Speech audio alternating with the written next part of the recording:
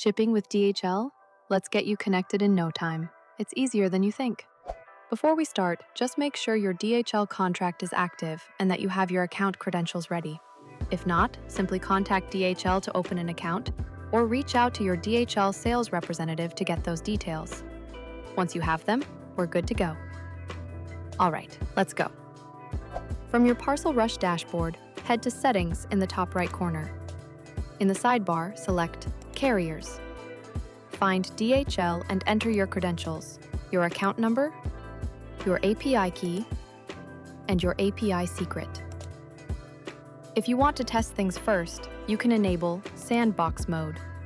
This lets you try the integration without creating real shipments. Once everything is filled in, click Create Carrier. ParcelRush will automatically verify your credentials and confirm that everything is working properly. And that's it. Your DHL account is now connected. You're ready to start shipping, and most importantly, to click less and ship more.